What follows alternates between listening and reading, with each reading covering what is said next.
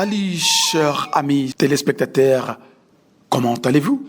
Bienvenue sur Niwe TV Rwanda.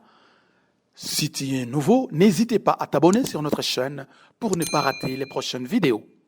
Si on prête aujourd'hui peut-être moins de crédit aux légendes et autres superstitions, quoique ce ne fut pas toujours le cas autrefois, les malédictions, la sorcellerie et la magie représentaient pour les hommes une menace à prendre très au sérieux. Cela dit, les progrès n'ont pas mis fin aux malédictions et certaines croyances affirment que sur la planète, des endroits sont maudits. De malédictions qui suffisent pour rendre ces lieux infranquentables. Le château de Montségur, à Rieuge, en France.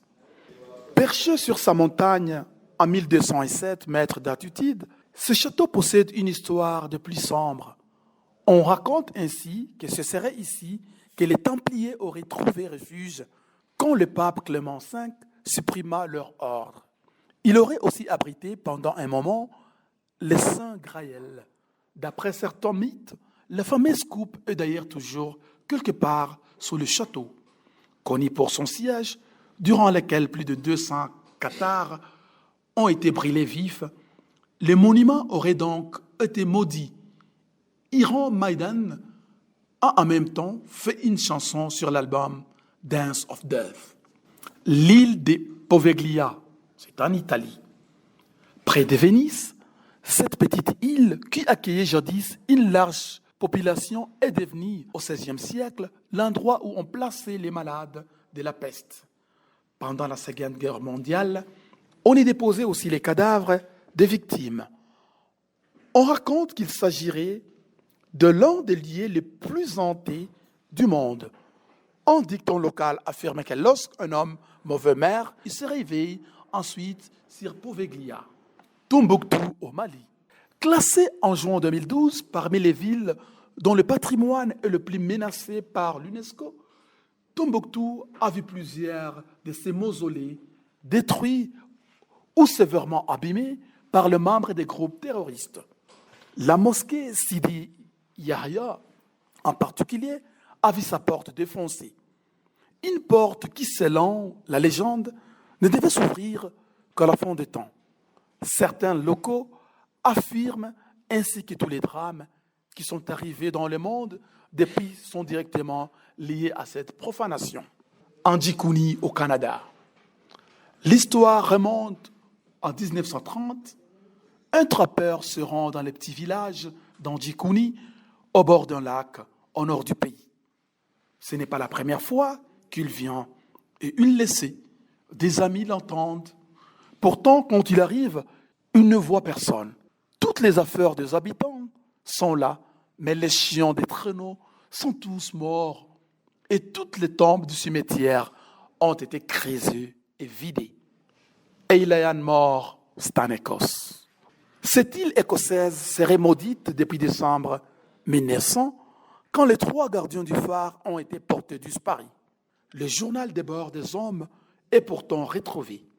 Les personnes chargées de mener les recherches lisent son contenu et apprennent qu'une tempête d'une incroyable violence s'est abattue sur l'île, menant ces 3 occupants à la folie. Pourtant, les autorités sont formelles. Aucune tempête n'a été enregistrée dans la région à la date indiquée dans le journal. Howard Verde, c'est au Brésil. En 1923, la totalité des 600 habitants du village Howard Verde a subitement disparu. Sur place, un mot est trouvé près d'une arme à feu. Il n'y a pas de salut. Stoll, Kansas, aux États-Unis d'Amérique. Ce lieu serait maudit pour une raison simple. Une sorcière a été enterrée dans le cimetière local. Sorcière qui aurait entretenu une relation avec le diable.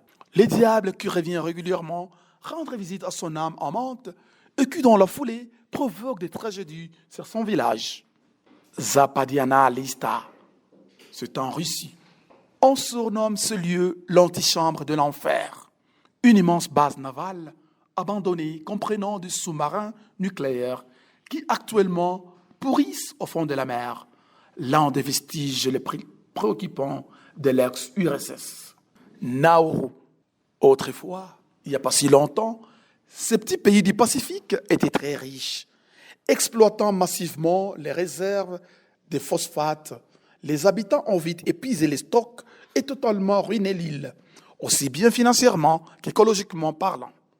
On parle alors d'une malédiction jetée sur la population par le Dieu qui, mécontent d'avoir assisté à la destruction de l'écosystème par les hommes, décidèrent de le punir.